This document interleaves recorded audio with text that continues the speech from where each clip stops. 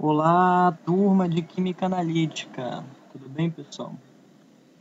Hoje a gente vai dar continuidade nos nossos estudos em Química Analítica, a parte de análise qualitativa de cátions, tudo bem? Como eu já tinha adiantado para vocês, esse conteúdo é muito complexo, muito grande, entendeu? Por isso, a forma que a gente vai abordar vai ser diferente. Já adiantando para vocês como é que as coisas vão acontecer. Nessa aula aqui, eu vou trazer para vocês alguns aspectos gerais da análise qualitativa de cátions. Tem muitos cursos que abordam é, esse conteúdo, chamando assim de marcha da análise qualitativa dos cátions. Por quê? Porque é todo um caminho extremamente longo, certo? Então, nos livros textos levam assim 100, 200 páginas para explicar tudo. Então, por que que demorou para a gente elaborar essa aula e por que que a gente vai fazer dessa maneira? Porque o nosso objetivo aqui é dar uma visão geral dessa análise qualitativa dos cátions, tudo bem? Eu tinha tentado abordar passo a passo quando a gente viu a última aula sobre análise de cátions do grupo, mas eu vi que não vai ser a melhor maneira. O objetivo é a gente sempre aprender o que é necessário da melhor forma. Então, já adianto para vocês que todo mundo preste bastante atenção nesse conteúdo, porque a gente vai fazer um exercício avaliativo, que vai valer como uma das parciais dessa segunda nota, e esse exercício avaliativo vai ser em grupo, em que cada grupo vai se debruçar sobre um dos grupos de cátions e os procedimentos de análise daquele grupo, tudo bem? Então já adianto isso para vocês, portanto, o pessoal que está sabendo disso já se organize em grupos de 10 pessoas, porque vai dar um pouquinho de trabalho, mas é melhor dessa forma. Não precisa todo mundo saber todos os procedimentos que se faz para analisar os 5 grupos de cátions. O que é preciso é que todo mundo tenha uma noção de quais são as técnicas desse tipo de análise e por que aquilo é feito. Até a ideia do que é uma análise qualitativa, tudo bem? Então, aqui eu vou dar a visão geral dessa análise qualitativa de cátions e cada equipe vai se debruçar especificamente em um grupo de cátion. Isso vai consistir num trabalho que vai contar como uma das parciais, tudo bem? Bom, então vamos dar início e entender em linhas gerais do que a gente está falando, pessoal. Primeiro de tudo, qual que é o nosso objetivo nessa aula e posteriormente com essa atividade? Nosso objetivo é fornecer aos estudantes as habilidades para entender os procedimentos envolvidos nas análises qualitativas de grupos de cátions, tudo bem? Ou seja, não é necessário que todo mundo saiba todos os procedimentos principais para analisar todos os grupos de cátions. Isso daí não existe, entendeu? Existem manuais justamente para a gente consultar. Ou seja, a gente vai acabar vendo que tudo é meio que uma receita de bolo. E a receita você escreve, não é? Você não precisa saber decorado. Ainda mais quando é uma coisa extremamente grande e complexa.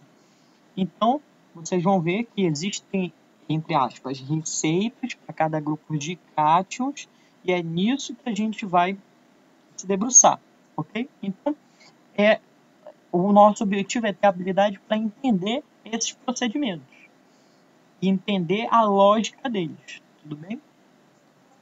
Assim como termos as competências necessárias para apontar os métodos sistemáticos e procedimentos para analisar cátions em amostras de soluções desconhecidas. Tudo bem? Bom,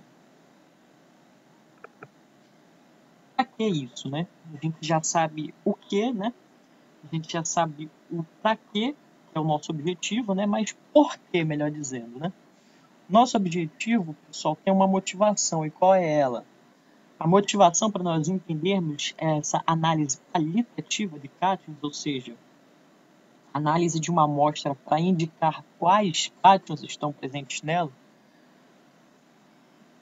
é necessária porque alguns cátions inorgânicos podem ser muito importantes para o organismo, como, por exemplo, o próprio sódio e o próprio potássio. Todo mundo que já estudou a questão de bases biológicas e mesmo de anatomia sabe da importância da bomba de sódio e potássio nas nossas células, o zinco no metabolismo, né, em geral, entre outros cátions, né? Então a gente está lidando com análise de substâncias que são importantes para o organismo humano. Por outro lado, a gente também está falando de outras substâncias que podem ser muito tóxicas, como por exemplo o chumbo, o mercúrio, entre outros cátions. E essas substâncias podem acabar estando presentes em meios de produção de fármacos. Elas devem estar lá? Não devem. Mas qual que é a sua função? Analisar aquele meio para saber se aquela substância está lá. Porque se tiver, vai indicar para você uma não conformidade que você deve reportar, por exemplo. Ou seja, só aí a gente já tem alguns motivos para entender esses procedimentos analíticos, né? Além disso, é preciso identificar a presença ou ausência desses cátions, seja para testar a qualidade de um meio ou de um efluente. Como eu falei, digamos que você trabalha no controle de qualidade de uma indústria farmacêutica e você precisa analisar o meio, por exemplo, de cultura de uma bactéria, uma levedura que é importante naquele processo. Naquele meio não pode haver uma concentração alta de chumbo ou de cobre, por exemplo. Então você vai acabar lidando com esse tipo de procedimento, com esses tipos de procedimentos, né? Esse tipo de análise. Tudo bem? Então, esses são alguns dos motivos pelos quais esse tema é importante para que a gente estude, certo? Bom, retomando alguns tópicos que eu já tinha mencionado em aulas anteriores, vamos entender quais são os tipos de análise qualitativa. Tudo bem? Primeiro, a gente viu no começo do curso a diferença entre análise qualitativa e análise quantitativa. A análise qualitativa tem como objetivo apontar para a gente quais são as substâncias que estão presentes numa determinada amostra. Então, se a gente vai estudar agora análise qualitativa de cátions, a gente quer saber quais cátions estão presentes numa determinada amostra, não é? E nós temos, quanto a esse tipo de análise, duas classificações. Nós temos duas classificações para esse tipo de análise. Pode ser uma análise por via seca ou uma análise por via úmida. O que é uma análise por via seca? A análise por via seca é aquela em que o meio em que a amostra está disponível é composto exclusivamente por sólidos, como em um teste de chama. O teste de chama é um exemplo de análise por via seca. Por quê? A amostra está sólida, entendeu? A amostra está sólida e os teus analitos dentro daquela amostra, consequentemente, também estão no estado sólido. E uma análise por via úmida é aquela em que o meio em que a amostra está disponível é uma solução. E se identifica um determinado analito por meio da cor do precipitado. Nós vamos entender aqui exatamente o que é que significa essa questão do precipitado. Mas, a priori é isso. Em análise qualitativa, nós temos dois tipos. Análise por via seca e análise por via úmida. Tudo bem?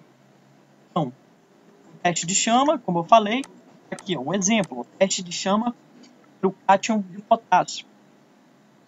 Como está aqui, né? K+. A gente analisa se tem potássio naquela amostra no estado sólido, tacando fogo naquela amostra no bico de Bunsen. Se a cor da chama for correspondente à cor que aquele elemento emite, Então, significa que aquela amostra tem aquele determinado elemento. Nesse caso do cátion, uma cor entre o violeta e o verde indica a presença desse elemento naquela amostra.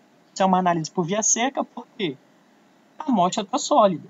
A amostra está sólida aqui, essa espátula, e quando ela é submetida à chama, emite essa coloração. E a amostra por via úmida, aqui um exemplo, é feito num tubo de ensaio, em que uma solução pode apresentar um precipitado. Precipitado é uma aglomeração de sólidos, como a gente está vendo aqui. A gente tem uma solução e o resultado da análise pode ser uma aglomeração de sólidos, como a gente está vendo, sólidos de cor amarelada, que indicam a presença de um determinado cátion, por exemplo. Nesse caso, esse precipitado é um precipitado de dicromato de potássio. Então, isso vai apontar para a gente a presença de cátions de potássio por uma análise em via úmida. Via úmida porque o meio é uma solução. Tudo bem?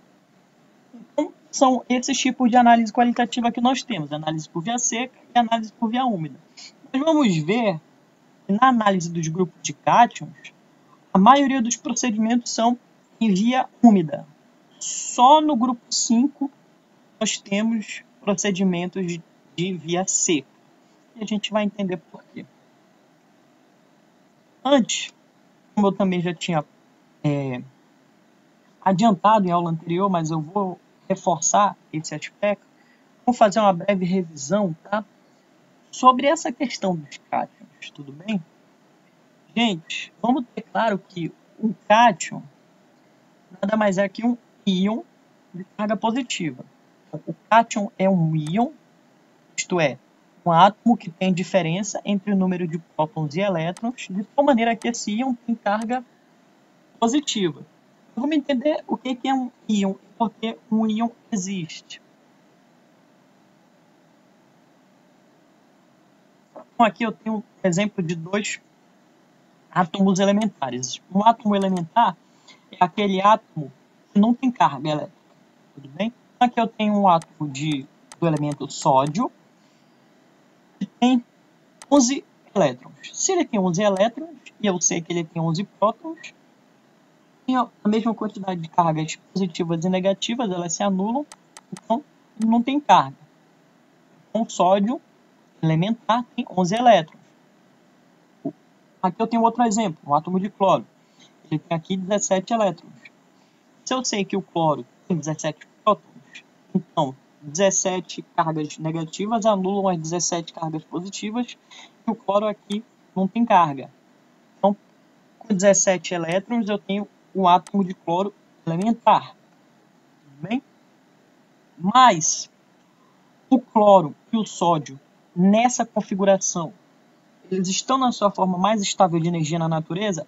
Não estão. Quem já teve a oportunidade de ver o sódio metálico elementar, experimentos com sódio, vai saber que ele é uma substância extremamente reativa. E por que ele é tão reativo? Porque essa não é a forma mais estável dele na natureza. Ele é instável com 11 elétrons. Isso tem a ver com a regra do octeto e de outras disciplinas, né? E outras disciplinas de química. Que um átomo de um elemento só vai ser estável se ele tiver 8 elétrons na camada de valência. Nessa configuração aqui, o sódio tem um elétron a mais na camada de valência. Nessa configuração aqui, o cloro tem um elétron a menos. Então, o que eles precisam para ficarem estáveis? O sódio, se ele perde esse elétron a mais que ele tem, vai ficar com 8 elétrons na camada de valência e vai ficar estável. E o cloro, se ganha o elétron que está faltando, vai ficar com 8 elétrons na camada de valência, portanto vai ficar estável. Com isso, a forma estável deles é o sódio com menos um elétron, porque ele tem um elétron a mais que os 8 que ele precisa na camada de valência. Portanto, ao invés de 11, 10 elétrons. Só que com isso, se ele perder um elétron, que vai acontecer? Vai ter mais prótons do que elétrons, e a carga dele vai ficar o quê? Mais positiva que negativa. Nesse caso, vai ficar com uma carga positiva sobrando. Então, isto aqui é o íon do sódio, do átomo de sódio. Tudo bem? O Na+ é a forma mais estável do sódio na natureza. Tudo bem? Assim como o cloro menos é a forma mais estável do cloro, com 18 elétrons e não 17, porque com 18 ele fica com 8 elétrons na camada de valência. Ele fica com 8 elétrons na camada de valência, o que vai acontecer? Ele vai ficar estável, só que, por outro lado, ele vai ficar com um elétron a mais, 18 ao invés de 17. Nesse caso, vai ter mais cargas negativas que positivas, e ele fica com essa carga negativa aqui sobrando. Tudo bem? Então, o cloro menos é mais estável que o cloro elementar. Então, esses são íons. E essas são as formas mais estáveis dele na natureza. Significa o quê? Quando a gente se deparar com esses elementos na natureza, o sódio, muito provavelmente, em quase todas as ocasiões, não vai estar presente como sódio elementar. Vai estar presente como íon de sódio. E o cloro não vai estar presente como cloro elementar. Vai estar presente como íon de cloro. Os íons de carga positiva, nós chamamos de cátions. E os íons de carga negativa, como o cloro, nós chamamos de ânions. Tudo bem? Portanto, né, um cátion é um átomo que tem elétrons faltando e por isso tem carga total positiva. Nesse caso, elétrons faltando em relação à condição elementar. Lembra que a gente viu o sódio com 11 elétrons, mas ele é mais estável com 10? Significa o quê? Está faltando elétron para o sódio em relação à condição elementar. Com isso, ele tem carga positiva e com isso a gente chama esse íon de cátion. Tudo bem? A gente vai se debruçar sobre a análise desse tipo de substância. Esses átomos têm carga positiva, que chamamos de cátions. Tudo bem? Em geral, os cátions se apresentam como elementos metálicos. Tudo bem? Quase todos os cátions são os metais, como o sódio, que é um metal alcalino. Tudo bem? Então, entendido isso, agora vamos de fato entender qual que é o procedimento para analisar em uma amostra a presença de cátions. Como se identificam os cátions em uma amostra, né? Bom, primeira coisa é que na análise qualitativa utilizamos reações químicas para identificar cátions em uma amostra.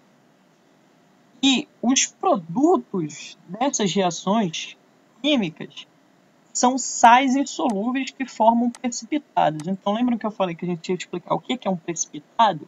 O precipitado nada mais é do que uma fase sólida no meio de uma mistura majoritariamente líquida. Então, você observa ali um aglomerado de sólidos em uma solução, você sabe que aquele aglomerado de sólidos a gente vai chamar de precipitado. Nada mais são do que sais insolúveis. Aliás, não necessariamente sais, podem ser óxidos também, mas são substâncias insolúveis, tudo bem? Então, a análise qualitativa consiste nisso, ok? Quer dizer, esse tipo de procedimento qualitativo que a gente vai estudar consiste em fazer aquela amostra reagir e, se existirem os cátions que a gente está procurando naquela amostra, eles vão aparecer na forma de precipitados. Tudo bem? Então, por meio da presença desses precipitados e da sua cor característica, é que a gente vai identificar se um certo cátion está presente na amostra. Tudo bem? As substâncias que reagem com os cátions nessas reações químicas, nós vamos chamar de reagentes coletores. Então, resumão do que são esses procedimentos de análise qualitativa. Consiste em você pegar a sua amostra e botar aquela amostra para reagir com o reagente coletor. Se aparecer um aglomerado de sólidos na amostra, você sabe que tem um determinado cátion ali, tudo bem? É esse tipo de procedimento que a gente vai entender, mas no geral é isso, ok?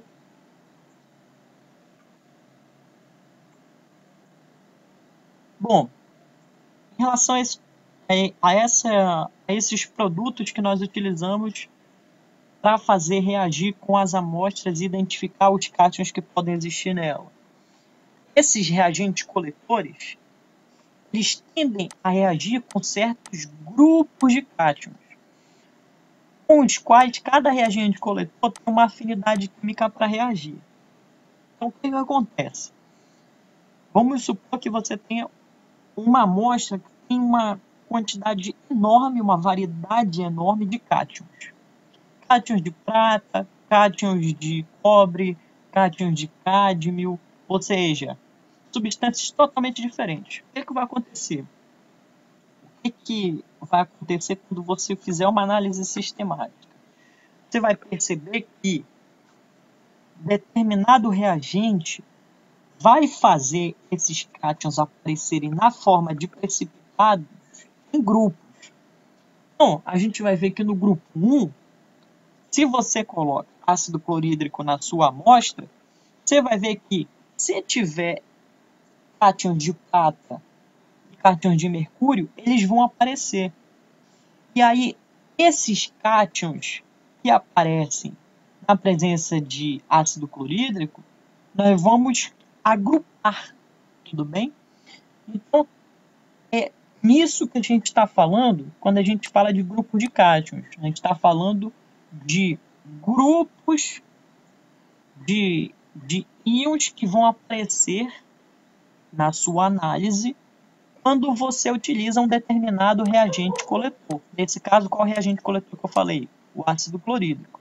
Tudo bem? Mas nós vamos entender isso mais em detalhes. Bom, após essa reação química que acontece e os procedimentos descritos em manuais, se observa visualmente a presença ou não de um cátion em questão por os seguintes aspectos. O surgimento de um precipitado, como eu falei, ou seja, você coloca o ácido clorídrico para reagir. Se aparecer o precipitado, então tem um determinado cátion. Se não aparecer, não tem. É assim. Mas você só coloca o ácido clorídrico que aparece, ou seja, você só faz uma reação química? Não. Tem vários procedimentos, aquecimento, etc, etc. Mas sem o reagente coletor, você não vai conseguir identificar, não vai aparecer precipitado.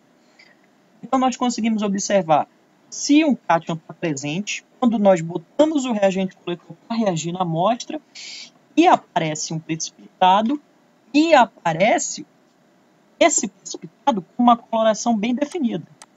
Tudo bem? O que vai acontecer? Quer saber se tem prata lá? Você vai fazer todo o procedimento com o reagente coletor ácido clorídrico e identificar se aparece o precipitado na amostra. Se você identificar o precipitado e o precipitado de uma cor específica, por exemplo, o precipitado é preto, você sabe que tem prata ali naquela amostra, tudo bem? Então, são esses aspectos que fazem com que a gente consiga observar a presença ou não de determinados cátions em uma amostra. Quando nós colocamos para reagir com o reagente coletor, se vai surgir esse precipitado e que cor que esse precipitado vai aparecer. Tudo bem? Ou seja, é uma análise visual.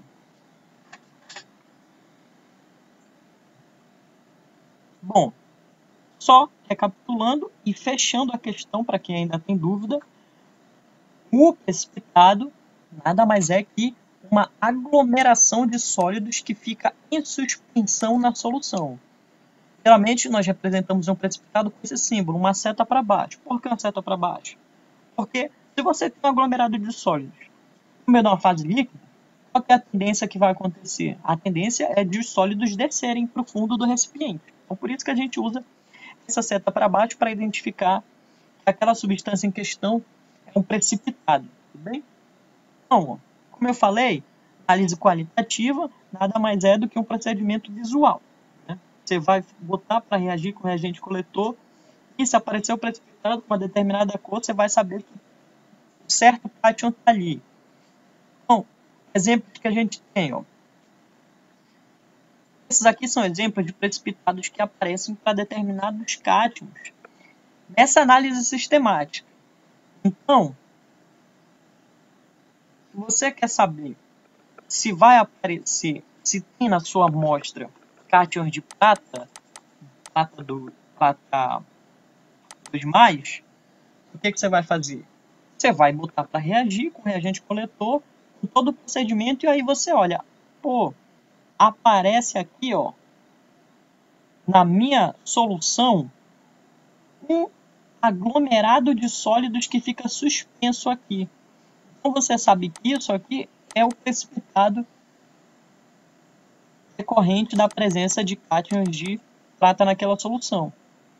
Esse precipitado mais especificamente é um sal. Nesse caso, esse sal é o cromato de prata. A mesma coisa com todos os outros cátions. Então, você vai identificar se tem chumbo. Você vai identificar se tem chumbo na presença de iodeto de chumbo, por exemplo, que é um precipitado de coloração amarela. Ou cádmio, na presença do sulfeto de cádmio aqui, que vai ter uma coloração alaranjada. Ou bismuto, na presença do sulfeto de bismuto, que tem essa coloração negra. E assim por diante. É isso que a gente vai observar nessa aula.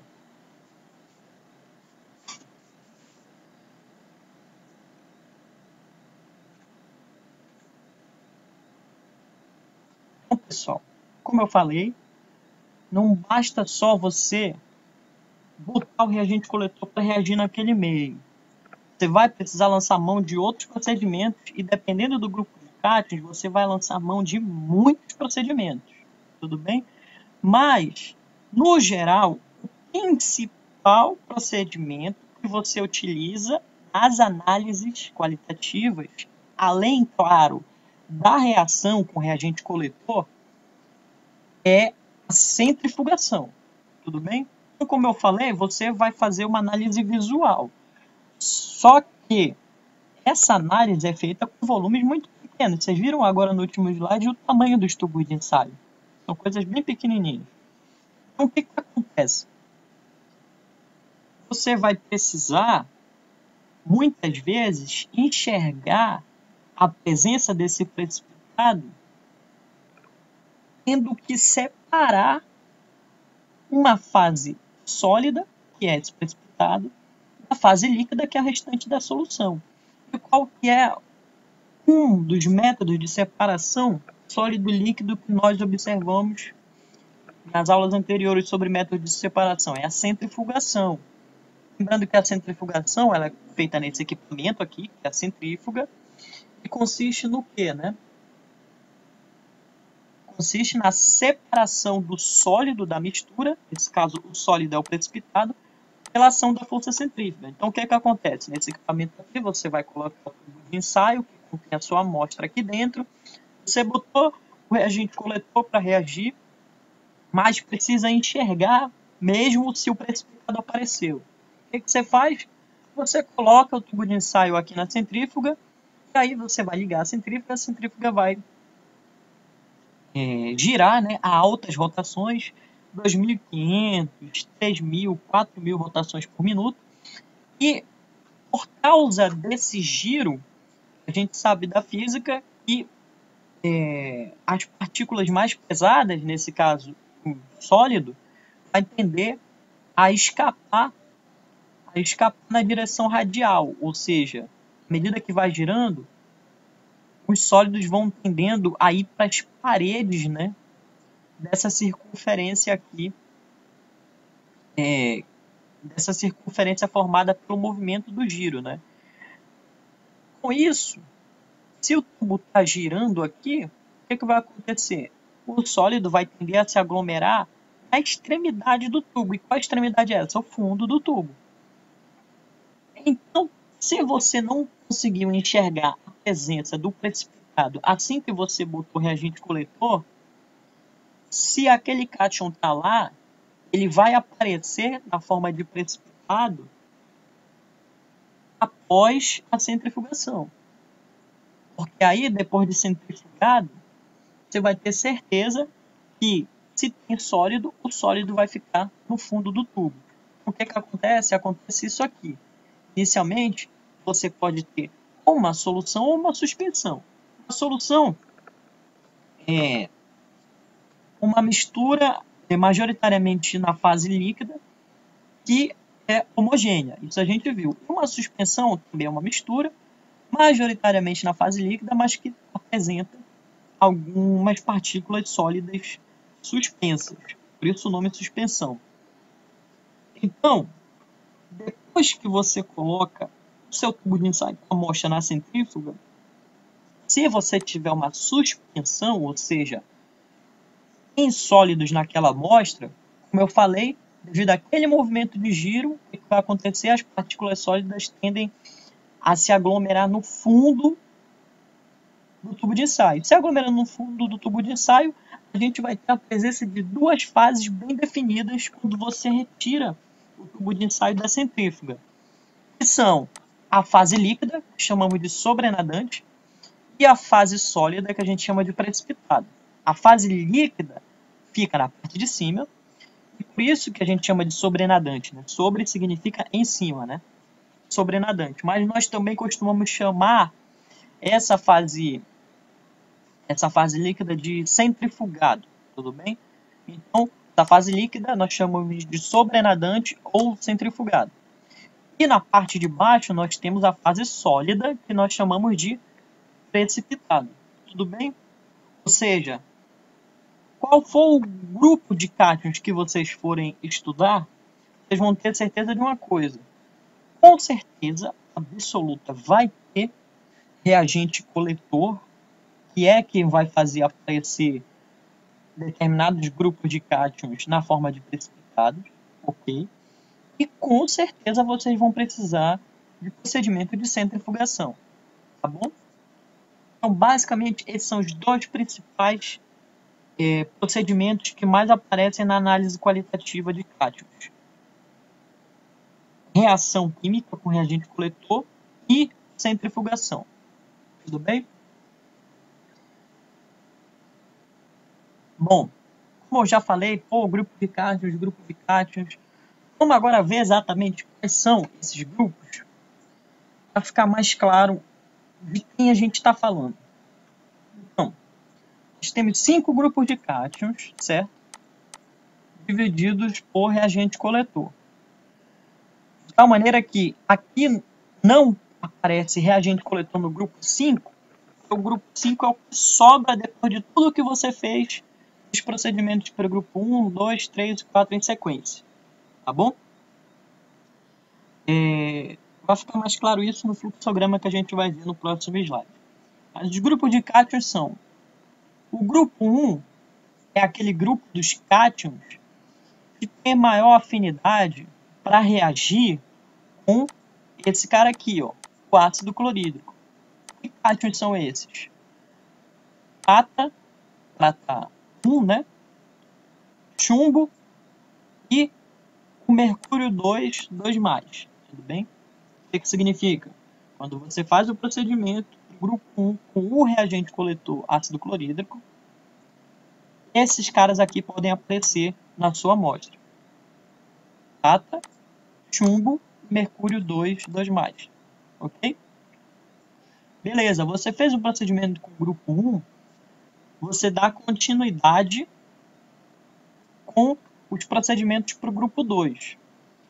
Os cátions do grupo 2 são aqueles que têm maior afinidade com o reagente coletor ácido sulfídrico ou sulfeto de hidrogênio, são dois nomes para a mesma substância, esse H2S, e esse sulfeto de hidrogênio em meio ácido, ok?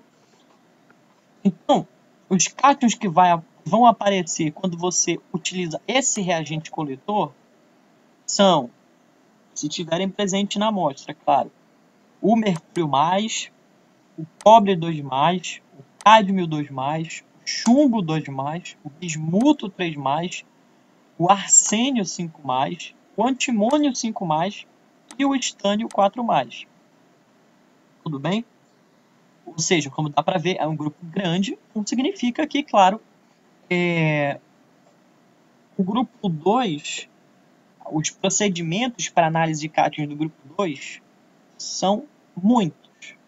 É um fluxograma muito grande de procedimentos que devem ser feitos. Então, já fica ciente que quem vai ficar com o grupo 2 de cátions vai ser o maior grupo. O grupo que tiver 12 pessoas, provavelmente. Ok. Então, o grupo 2 é constituído por esses cátions e o reagente coletor desses cátions é o ácido sulfídrico em meio ácido. Meio ácido ajustado, aliás, diga-se de passagem.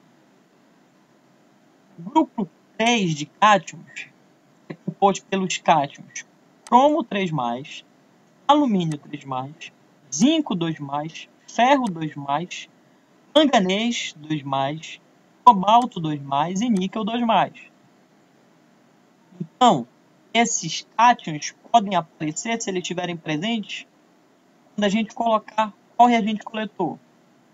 Continua sendo o ácido sulfídrico, porém, não em meio ácido, mas no meio amoniacal tamponado. A gente vai ver especificamente o que isso significa. Mas, utilizando esse reagente coletor, a gente consegue identificar, se estiverem presentes, esses cátions aqui na amostra. Tudo bem? O grupo 4 de cátions é composto pelo magnésio 2+, cátion 2+, cálcio 2+, perdão, o estrôncio 2+, e o bário 2+. E qual é o reagente coletor a gente utiliza para identificar esses caras se eles estiverem presentes na amostra? Pode ser esse cara aqui, nós vamos nos debruçar sobre os procedimentos com esse cara, que é o hidrogeno fosfato de amônio em meio amoniacal. Mas o grupo 4 também pode ter procedimentos com carbonato de amônio. Mas a gente não vai entrar nesse detalhe nessa aula de hoje. E aí, depois de você ter feito em sequência, fez procedimento para o grupo 1, fez para o grupo 2, fez para o grupo 3, fez para o grupo 4, o que vai sobrar é o procedimento para o grupo 5. Você vai identificar se está presente na sua amostra os seguintes cátions: sódio, potássio ou amônio. É CnH4+, tudo bem? O nome desse cátion aqui é amônio, tudo bem? Então, análise sistemática de cátions envolve a separação de todos esses cátions aqui em grupos, como vocês estão vendo, grupos que têm afinidade com um determinado reagente coletor. Tudo bem? Então é isso. Vamos agora colocar esse procedimento que eu tanto estou falando, essa análise sistemática, no fluxograma para ficar mais fácil de entender. Bom, esse é o fluxograma da análise sistemática de cátions, análise qualitativa. O que é que isso aqui significa, galera? Isso aqui dá para a gente uma noção do que a gente tem que fazer para identificar cátions de todos esses grupos. Então, esse fluxograma vai permitir isso para a gente. O que você tem? Aqui, ó, nesse íons em solução que a gente tem aqui em cima, a gente tem a nossa solução problema. A solução problema é a amostra em que você não sabe que cátions que tem ali e você quer identificar determinados cátions, ok? Então,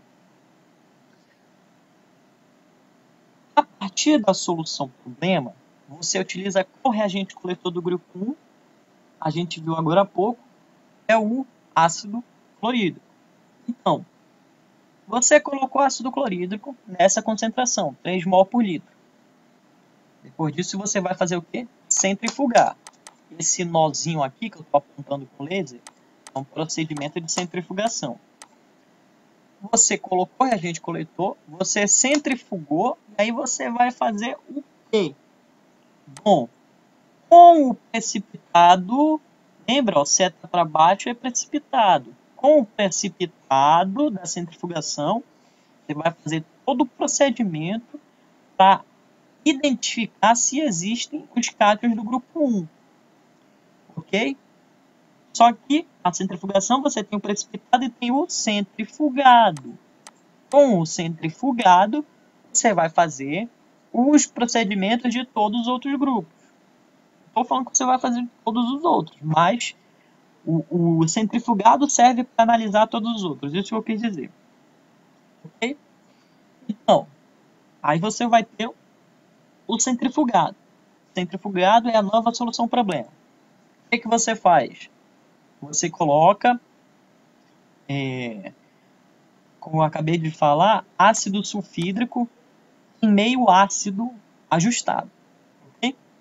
Tem um procedimento para isso, que é esse o objetivo que vocês têm no trabalho. Então, colocou o ácido sulfídrico na nova solução problema, o que você vai fazer? Olha aqui o nó de novo, é centrifugar.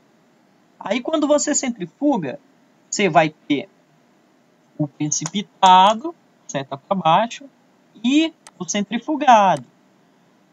Com o precipitado, você vai lançar mão de todos os procedimentos que se faz para o grupo 2 de cátions. Para identificar se lá tem mercúrio 2+, se tem cobre, se tem cádmio, se tem chumbo, bismuto, arsênio, antimônio e estânio. Ok? Isso você faz com o precipitado e com o centrifugado. O centrifugado vai ser utilizado para os procedimentos dos grupos 3, 4 e 5. Vai ser a nova solução problema. Entendeu? Então, pegou o centrifugado, o que você vai fazer? Colocar outro reagente coletor. Essa nova solução problema. Qual é o reagente coletor? É o ácido sulfídrico, novamente, porém em meio amoniacal sulfonado, que a gente vai entender o que é. Então, colocou o ácido sulfídrico, vai ter reação, e depois, olha aqui o nó, vai ter centrifugação. O que você vai fazer? Com o precipitado, vai fazer todos os procedimentos para avaliar se os cátions do grupo 3 estão presentes naquela amostra. Se está o cromo, se está o alumínio, se está o zinco, ferro, manganês, cobalto e níquel. Só que tem só precipitado? Não. O que você faz com o centrifugado? O centrifugado vai ser a nova solução problema para avaliar se tem cátions dos grupos 4 e 5. Né? Aí a nova solução problema. Qual que é o novo reagente coletor? O novo reagente coletor é o hidrogênio fosfato de amônio. A essa concentração, 0,3 molar, em meio amoniacal. Bota o reagente coletor, vai ter reação, aí depois disso você vai centrifugar. Olha aqui o nó de novo. Quando você centrifugar, você vai ter o precipitado e você vai ter o centrifugado. Com o precipitado, você vai fazer o quê? Os procedimentos do grupo 4. Ou seja, você vai pegar e identificar se existe nessa solução problema, nessa nova solução problema aqui, cátions de magnésio, de bário, de cálcio e de estrôncio. Tem todo um procedimento para isso. E com o centrifugado você vai fazer o quê? Você vai fazer os procedimentos do grupo 5, que é o que sobra. Tudo bem? O que significa? Significa que em toda análise sistemática, qualitativa, de cátions, você vai fazer tudo isso? Claro que não. Se você só está interessado em saber se tem chumbo na tua amostra, o teu procedimento para aqui. Você só vai fazer aqui, ó, esse processo 1. Tudo bem? Agora, se você está interessado em saber só se tem alumínio, você vai fazer esse procedimento aqui? Não vai. O que você faz? Você pega e faz esse procedimento aqui, ó, esse caminho que eu estou mostrando. Esse caminho até chegar aqui nos procedimentos do grupo 3 e ver se tem alumínio. Ou seja, você só vai fazer, ó, reação, centrifugação, reação, centrifugação, reação, centrifugação, e aí faz os procedimentos do processo 3. Entenderam? Ou seja, isso aqui é um fluxograma que serve para identificar todos esses grupos de cátions, tudo bem? Se o teu trabalho é identificar cátions em específico no grupo, você não vai fazer tudo isso, entendeu? Você vai seguir esse fluxograma, a partir daí tentar identificar os cátions que você está atrás na amostra. Como eu falei, vamos supor que você precisa identificar se numa amostra tem chumbo e cobre. O que você vai fazer? Segue esse fluxograma. Vai ter reação, centrifugação e faz os procedimentos do grupo 1 para saber se tem chumbo. Aí você pega o centrifugado, faz a reação, centrifugação e faz os procedimentos do grupo 2 para saber se tem cobre. Acabou. Só vai fazer isso aqui. Tudo bem? Isso aqui que eu estou circulando aqui. Tudo bem? Então, esse fluxograma aqui é geral. Serve para analisar uma amostra em que você quer identificar todos os grupos de cátions. 1, 2, 3, 4, 5. Bem, todos esses caras aqui, certo? Portanto, se é um fluxograma geral, e cada um desses procedimentos aqui, ó, processo 1, processo 2, 3 e 4, são muito grandes, é interessante que a gente tenha que saber tudo. A gente tem que ter uma noção do que acontece. E para ter uma noção, é importante que a gente tenha conhecimento de como a gente faz o procedimento para um grupo, por exemplo. E esse que vai ser o objetivo do trabalho. Vocês entenderem como se faz o procedimento para um grupo de cátions, ok? Como eu falei, é isso que a gente vai fazer com essa aula e com esse trabalho. Tudo bem? Então, entendido aqui o fluxograma geral, vamos dar continuidade tentando entender em linhas gerais o que acontece na análise do grupo 1 de cátions, ok? Como eu falei, não vou entrar em detalhes passo a passo. Esses detalhes passo a passo vocês vão entrar no trabalho. O que eu vou entrar aqui é no que acontece em linhas gerais, ok? Vamos recapitular o fluxograma inteiro agora, porém de forma um pouquinho mais aprofundada. Então, o que você tem? Uma solução problema, ok? Uma amostra em que você quer identificar os cátions nessa amostra. O que você faz? Utiliza um reagente coletor. Qual reagente coletor? Os cátions do grupo 1. Ácido clorídrico, A3 molar, né? Depois de você utilizar ácido clorídrico A3 molar, você vai centrifugar. E aí, o que você vai fazer com o precipitado da centrifugação? Você vai fazer o procedimento do grupo 1. Vamos lá para esse procedimento do grupo 1. Como eu falei, aqui, né? Essa é a parte em que a gente está no fluxograma. Quais cátions que a gente pode identificar com os procedimentos do grupo 1? Prata mais, chumbo 2+, e mercúrio 2+, ok? Prata, chumbo e mercúrio. Quem é o reagente coletor? Aqui, né? O reagente coletor é o ácido clorídrico. Uma observação importante. Quem conseguiu ver quando eu falei dos grupos de cátions vai ter prestado atenção que eu posso ter repetido mercúrio no grupo 1 e no grupo 2. Ok? Eu não repeti mercúrio. O que acontece? Porque o mercúrio forma dois cátions diferentes. Aqui no grupo 1, a gente vai identificar esse cátion aqui, ó, o mercúrio 2+. O que significa mercúrio 2+? Esse cátion nada mais é que essa molécula aqui, ó, o mercúrio fazendo uma ligação covalente com outro átomo de mercúrio, e essa molécula tem uma carga total de positiva de 2, ou seja, uma carga total de 2+, tudo bem? O mercúrio 2+, mercúrio 2 é essa molécula aqui, beleza? Então, o que vai acontecer quando você colocar esse reagente coletor, o ácido clorídrico? Vai acontecer que, se esses cátions estiverem presentes, vão acontecer as reações, como eu falei. Primeiramente, vamos entender que quando você coloca o ácido clorídrico naquela solução, ou seja, aqui em meio aquoso, vai acontecer de, sendo um ácido, esse ácido vai liberar na solução íons H+, né, é o que caracteriza um ácido, e íons cloreto, ok? Que são os ânions liberados quando você dissolve o ácido clorídrico, beleza? Então,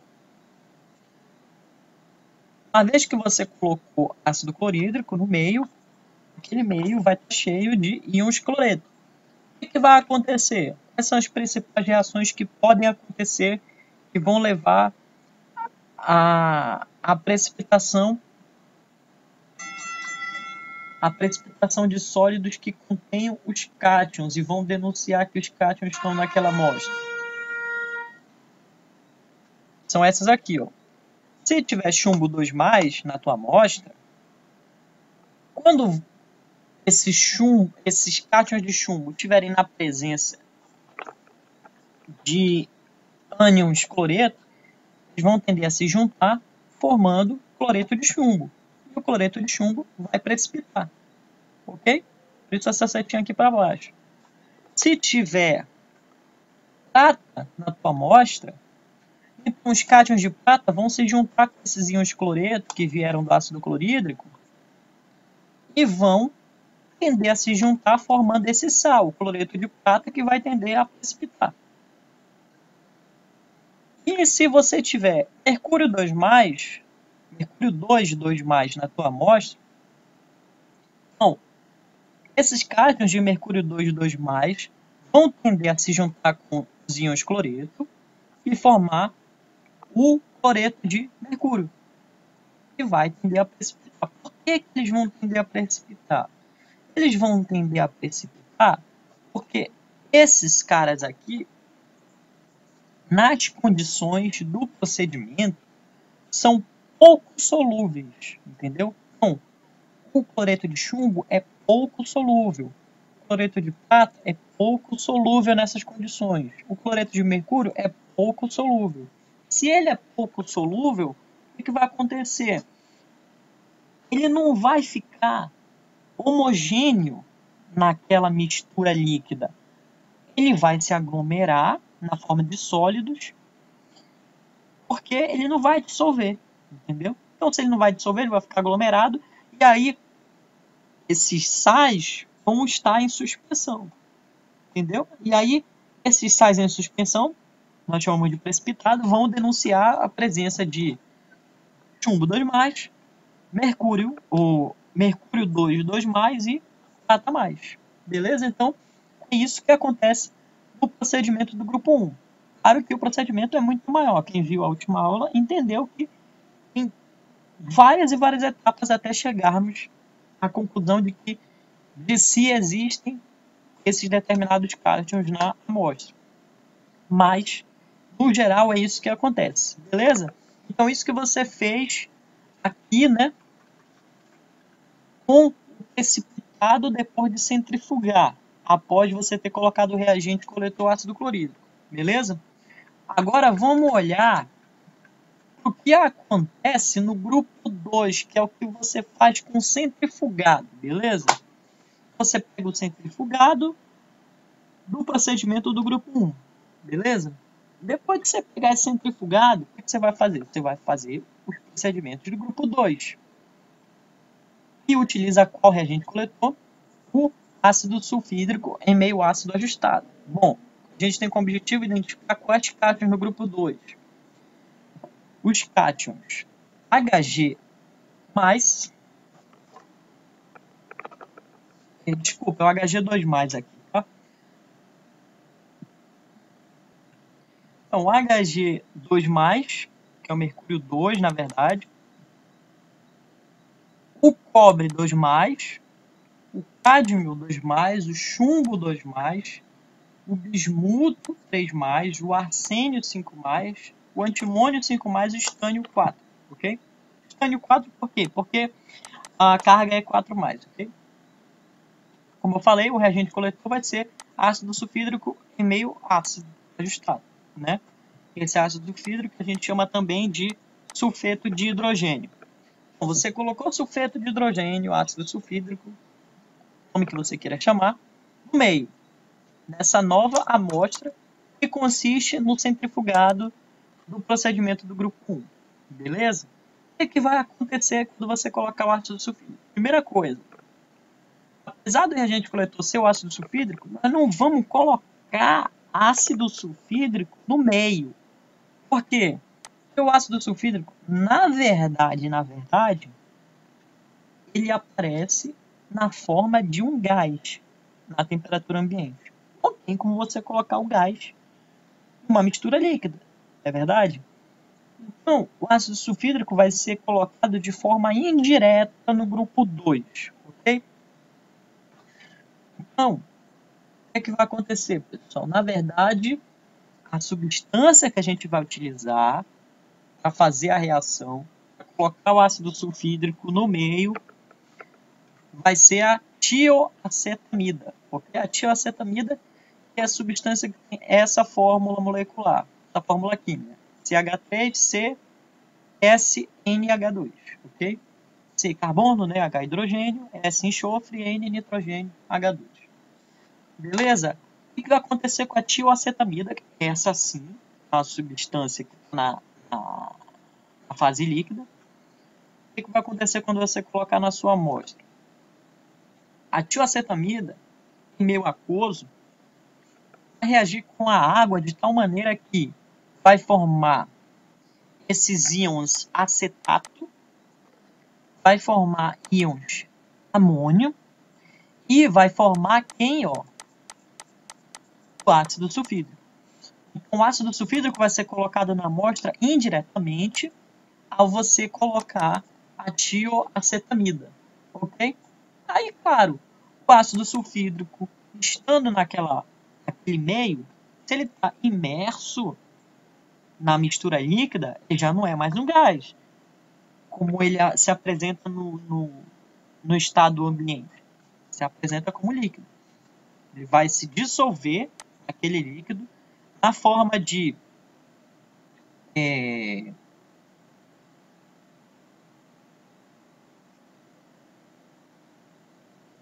íons H+, certo? Como a gente está vendo aqui, e íons sulfeto, beleza? Que é esse S2-, ok? Então, a tioacetamida é a nossa substância que vamos utilizar para introduzir o reagente coletor na análise do grupo 2, que o reagente coletor é o ácido sulfídrico. Mas o ácido sulfídrico não dá para colocar porque ele é um gás. O que a gente faz? Coloca a tioacetamida, que quando a gente coloca a tioacetamida, aí o ácido sulfídrico vai aparecer, e aí vão estar presentes, depois que o ácido sulfídrico dissolver ali dentro, os íons sulfeto e os íons H+, ok? Os íons H+ dão o caráter ácido ao meio. E os íons sulfeto são os íons que, de fato, vão ter afinidade com os cátions do grupo 2. Então, o que vai acontecer se naquele meio tiver cátions de mercúrio 2+, eles vão interagir com os íons sulfeto, formando sulfeto de mercúrio. O sulfeto de mercúrio vai precipitar, ou seja, se tiver presente mercúrio 2+ naquela amostra, o mercúrio vai interagir com o sulfeto e vai formar sulfeto de mercúrio. O sulfeto de mercúrio é um precipitado que tem a coloração preta. Então você vai identificar, fazendo todo o procedimento, e ver se aparece um precipitado de cor preta, você vai saber que tem mercúrio 2+ naquela amostra. Em sequência, vai fazer o procedimento e se tiver cátions de cobre 2+, vai aparecer o sulfeto de cobre naquela amostra. É um precipitado de cor preta também. vai fazer o procedimento. E se tiver cádmio 2+, o cádmio vai interagir com o sulfeto, formando sulfeto de cádmio. Também vai formar um precipitado de cor preta. Aí você pergunta a princípio, né? Pô, tudo é precipitado de cor preta, como é que eu vou fazer para diferenciar? Na verdade, eu estou mostrando aqui o que acontece de forma geral. Então, tem meios de diferenciar esses precipitados? Tem. Quais meios são esses? Todos os procedimentos passo a passo do grupo 2. Vão fazer você diferenciar especificamente se você está enxergando um cátion ou outro cátion. Tudo bem?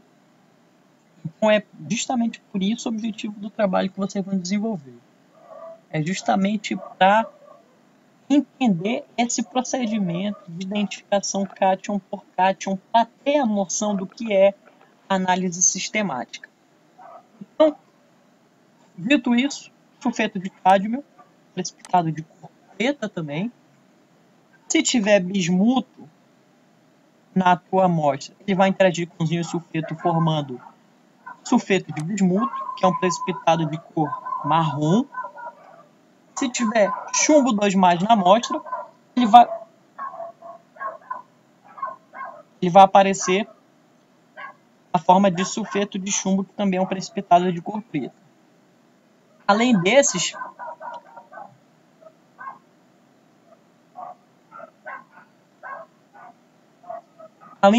claro, nós temos, se tiver arsênio na amostra, vai interagir com o sulfeto, formando sulfeto de arsênio, que é um precipitado de cor amarela. Se tiver antimônio na amostra, ele vai interagir com o sulfeto, formando um precipitado de cor laranja, que é o sulfeto de antimônio.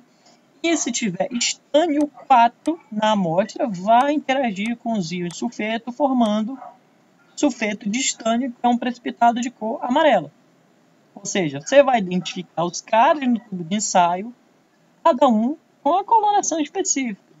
Então vai estar lá os caras com cada precipitado de cada cor específica, claro, se aqueles cátions estiverem lá, com a respectiva coloração para cada uma dessas substâncias.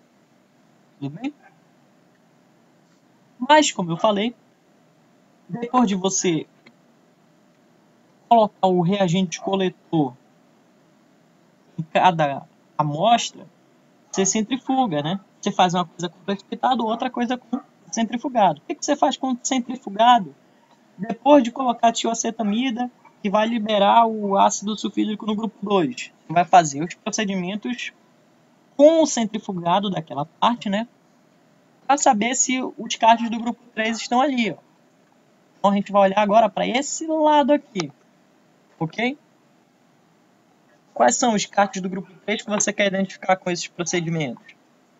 O alumínio 3+, o ferro 2+, o cobre 2+, níquel 2+, né?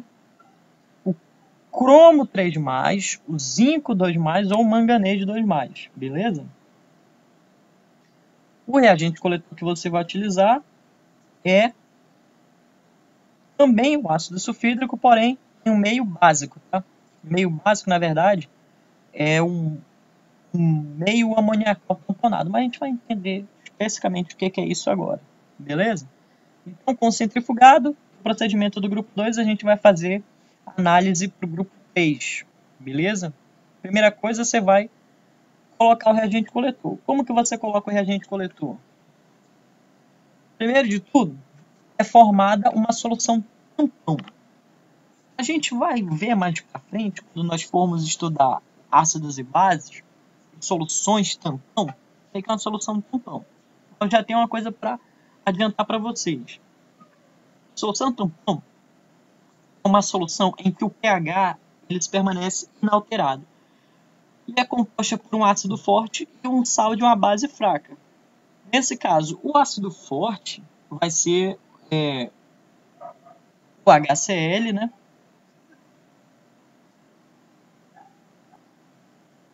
E o sal da base fraca vai ser o cloreto de amônio. Você pergunta, pô, como assim HCl? O HCl aqui O HCl está aqui.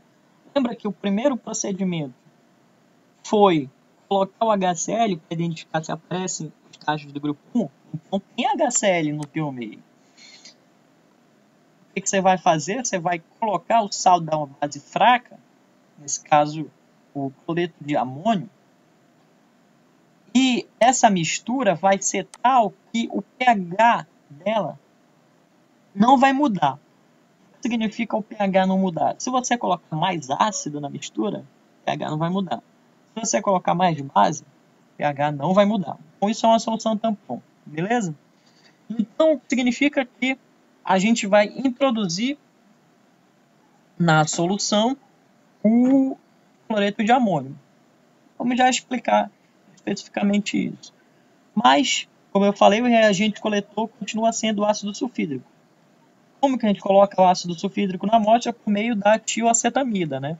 Vai acontecer a mesma coisa que eu expliquei para o grupo 2. A tioacetamida vai reagir com água, formando íons acetato, ácido sulfídrico e amônio. O ácido sulfídrico vai dissolver, formando íons de sulfeto e H+. Beleza? Então, se eu falei que a gente vai colocar cloreto de amônio, a gente vai fazer isso de uma forma indireta, né? O que é que se faz? A gente vai adicionar hidróxido de amônio, que é a base fraca. Então, se adiciona hidróxido de amônio, que é essa base, e o que vai acontecer quando você colocar essa base naquela mistura líquida? Vai dissolver, formando cátions de amônio e hidroxila. E com isso, você vai ter o amônio, né? Aqui, o NH4+, e você vai ter o cloreto do ácido clorídrico, beleza? Então você vai ter um ácido forte naquela mistura, o ácido clorídrico, que foi colocado por primeiro, né? Quando nós fizemos o procedimento para o grupo 1, e o sal da base fraca. Qual que é a base fraca? É o hidróxido de amônio, beleza? Com isso você vai ter lá uma solução tamponada, solução que o pH não vai mudar. E quando lembram que a gente falou que a solução tamponada amoniacal, o que significa esse amoniacal? Que ela é composta por íons de amônio. Íons de amônio são justamente esses íons aqui. Beleza? Então você preparou o teu procedimento para o grupo 3, colocando o reagente coletor, né, que é o ácido sulfídrico, como no meio tamponado amoniacal. Feito isso, galera, o que vai acontecer? Vão acontecer as reações de precipitação. Quais vão ser as reações de precipitação? Que vão denunciar a presença de cátions, se eles existirem naquela amostra. Bom, essas aqui. Se tiver alumínio 3+, o alumínio 3+, vai interagir com quem? Ó? Vai interagir com as hidroxilas dessa base, da base qual? Hidróxido de amônio, que foram adicionadas no meio, formando outra base. Que base? O hidróxido de alumínio. O hidróxido de alumínio, nas condições desse procedimento, é insolúvel, vai formar um precipitado branco. Isso vai denunciar a presença dos cátions de alumínio naquele meio, naquela amostra. Se você tiver cátions de cromo, os cátions de cromo vão interagir também com essas hidroxilas decorrentes da dissolução da base hidróxido de amônio, né? E com essa interação vai se formar outra base, que é o hidróxido de cromo. Bom, o hidróxido de cromo, nas condições desse procedimento, é insolúvel, vai formar um precipitado de cor verde acinzentada. Então, se aparecer um precipitado de cor verde acinzentada, você já sabe que isso está denunciando a presença de cátions de cromo 3+ naquela amostra. Em relação ao zinco 2+, ele vai tender a interagir com os íons sulfeto que vieram do ácido sulfídrico, que a gente acabou de mostrar. Então, os íons sulfeto vão interagir com o ácido sulfídrico, formando sulfeto de zinco. Sulfeto de zinco, que é insolúvel, e vai formar um precipitado de cor branca. Ok? Com o ferro, vai acontecer a mesma coisa. O ferro vai interagir com os íons sulfeto e formar o sulfeto de ferro, que é insolúvel, portanto vai formar um precipitado de cor preta. Continuando, se tiver íons de cobalto na amostra, eles vão interagir com o sulfeto, formando o sulfeto de cobalto, que é insolúvel naquelas condições, e vão formar um precipitado de cor preta.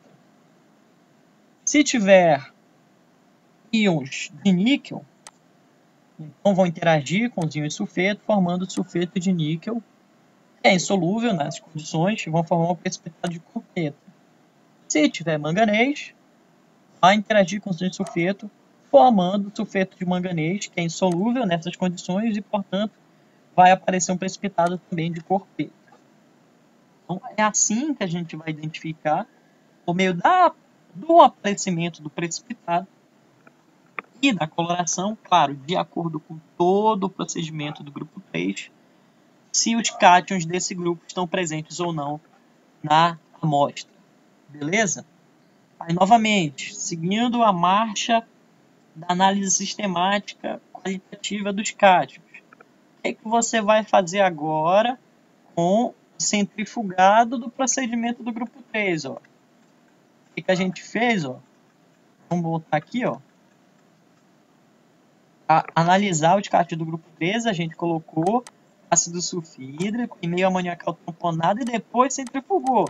Então, todos os procedimentos do grupo 3 são com precipitado. O que você faz com centrifugado? Vai fazer agora os procedimentos dos grupos 4 e 5. Vamos ver o que você faz com o grupo 4.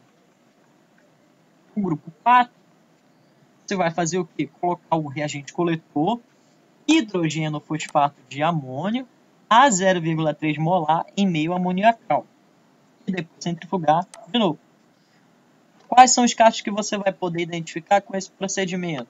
Você vai poder identificar o magnésio 2+, o cálcio 2+, o estronço 2+, e o bário 2+.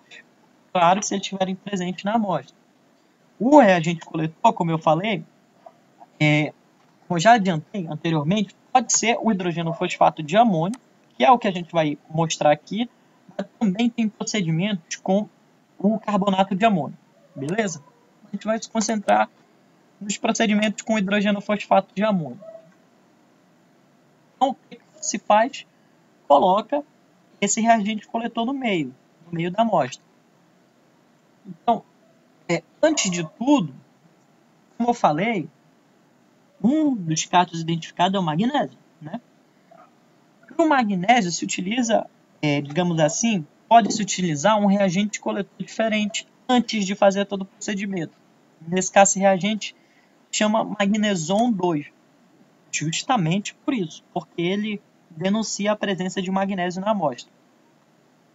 O magneson 2 tem essa fórmula química, C16H11N, e a gente chama esse cara, na verdade, de para-nitroazobenzeno alfa-nafitol, que é o nome certo e o PAC para ele. Ele tem essa fórmula estrutural aqui, tá? Então, o que vai acontecer? Quando você for fazer os procedimentos para o grupo 4, a primeira coisa vai ser dissolvido hidróxido de potássio naquele grupo, certo? Então, vai dissolver hidróxido de potássio com uma parte da amostra. E o que vai acontecer? O magnésio 2+, vai tender a interagir com as hidroxilas decorrentes da dissolução do hidróxido de potássio no meio. Então, quando ele interage com essas hidroxilas, ele vai formar outra base, que é quem? Hidróxido de magnésio, que é insolúvel naquelas condições e vai formar um precipitado de cor branca, beleza? Aí você não tem certeza se aquele cara, de fato, é o magnésio. O que vai acontecer? Na presença desse reagente especial, o magnesio 2, vai acontecer que esse cara insolúvel, o hidróxido de magnésio, vai tender a dissolver que é adsorver? É trazer para a superfície. Então, as partículas sólidas de magnésio vão atrair para a superfície essa substância, o magneson. Aí o que vai acontecer? O magneson vai ficar aderido na superfície e vai indicar a presença de magnésio naquele precipitado por meio de uma coloração azulada. Beleza? Então, por isso que o nome é magneson, porque ele denuncia a presença do magnésio no precipitado por meio dessa cor especial, azulada. Beleza? Então, um dos primeiros procedimentos do grupo 4 é esse. Mas, de fato, o reagente coletor do grupo 4, como eu falei, é o hidrogeno fosfato de amônio. Então, a primeira coisa vai ser alcalinizar o meio com a adição de hidróxido de amônio. Hidróxido de amônio que vai dissolver no meio, formando íons amônio e íons hidroxila. E após isso, sim, é que se coloca o reagente coletor, o hidrogeno fosfato de amônio, que vai formar mais íons amônio e íons hidrogeno fosfato. Quais reações de precipitação que vão acontecer se tiverem presentes os cátions que a gente quer identificar? Vai acontecer que o magnésio vai interagir com a amônia que está presente no meio, tá? E hidrogeno fosfato, formando essa substância aqui complexa, né? Que é o magnésio e hidrogeno fosfato de amônio, que é um precipitado branco, beleza? Se tiver íons de cálcio naquele meio, eles vão tender também a interagir com a amônia e o hidrogeno fosfato, formando o fosfato de cálcio, que é um precipitado branco, e íons amônio. Beleza? Então, por meio dessas reações, por meio do aparecimento do precipitado que tem essa coloração, claro, como eu falei, tem todo o procedimento certo para saber qual é qual. A gente vai conseguir identificar se tem íons de magnésio e íons de cálcio naquele meio. A gente não quer só identificar se tem magnésio e cálcio, né? Tem também as seguintes outras reações para o grupo 4. Se tiver cátions de estrôncio no meio, eles vão tender a reagir com a amônia do meio e com os íons hidrogeno fosfato, formando fosfato de estrôncio, que é um precipitado de cor branca, e amônia. E se tiver cátions de bário no meio, eles vão tender a reagir com a amônia e com os íons hidrogeno fosfato, formando fosfato de bário, que é um precipitado de cor branca, e amônia. Beleza? Então, por meio do precipitado e da coloração do precipitado, a gente vai conseguir identificar se aqueles cátions estão presentes no meio. Finalmente, terminando a marcha analítica da análise qualitativa sistemática dos cátions, o que é que a gente faz? Bom, se para o grupo 4 eu coloquei hidrogeno fosfato de amônio e depois centrifuguei, com precipitado eu fiz os procedimentos do grupo 4. E com centrifugado eu fiz o quê? Os procedimentos do grupo 5. Claro, tem todo o procedimento adequado para o grupo 5, tá? Que é até relativamente simples. Mas, resumidamente, o que é que vai acontecer? O que é que a gente quer identificar no grupo 5? Os cátions sódio, potássio e amônio. Ponto. Ok? Que são os únicos cátions que continuam solúveis depois de termos feito todos os procedimentos, a sequência, né, para grupo 1, 2, 3 e 4. Ou seja, depois de ter colocado ácido clorídrico e centrifugar. Depois de ter colocado ácido sulfídrico e centrifugar. Depois de colocar ácido sulfídrico e meio amoniacal e centrifugar. E depois de colocar hidrogeno fosfato de amônio e centrifugar. Depois de ter feito essa sequência, só o sódio, o potássio e o amônio continuam solúveis. Então, como que nós vamos identificar se esses caras realmente estão ali no que sobrou daquela amostra? A gente vai fazer todo um procedimento, mas no fim das contas a gente vai pegar o resíduo e fazer o teste de chama. Então, a gente faz o teste de chama no resíduo. Se aparecer uma coloração amarelo brilhante na chama, aí isso vai denunciar a presença de sódio naquela amostra, beleza? Porque o sódio, quando ele está submetido a uma excitação energética, como o aquecimento, ele libera essa coloração amarelo brilhante, beleza? Se, quando você toma o resíduo, você faz o teste de chama e aparece essa coloração violeta, você sabe que tem potássio naquele resíduo, ou seja, tinha cátions de potássio na amostra. Por quê? Porque o potássio, quando submetido a uma excitação energética, tende a emitir essa luminosidade de coloração violeta. E, finalmente, para saber se tem amônio naquela amostra que sobrou, vai se utilizar o hidróxido de potássio e o indicador tornassol para amônio. O indicador tornassol que é o indicador se a solução vai ficar ácida ou básica. Então, se você vai utilizar o tornassol depois de colocar o hidróxido de potássio naquele meio e o tornassol adquirir a coloração azul, você sabe que tem cátions de amônio naquele meio. Beleza? Então são esses procedimentos, sendo que 2 deles, né, envolvem teste de chama. Se aparecer a coloração amarelinha aqui, sabe que tem sódio naquele resíduo, e portanto tinha cátions de sódio na amostra. Se aparecer a coloração violeta, sabe que tinha cátions de potássio naquela amostra. Beleza, pessoal? Então assim termina a marcha analítica, ok? A análise qualitativa sistemática dos cátions. A gente tentou resumir de 100 a 200 páginas, né, de manuais de livros de química analítica qualitativa nessa videoaula. Só os pontos principais, só mostrando o fluxograma, a ideia de utilizar reagente coletor em sequência para identificar grupos de cátions em sequência com uma só amostra, ok? E a partir daqui, qual que é o nosso objetivo?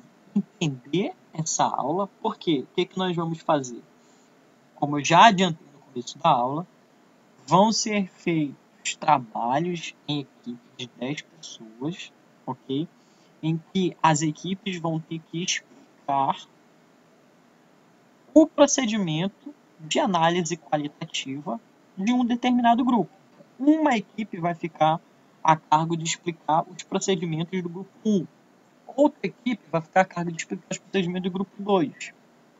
Como eu já adiantei, o grupo 2 é muito grande, vai ser a maior equipe.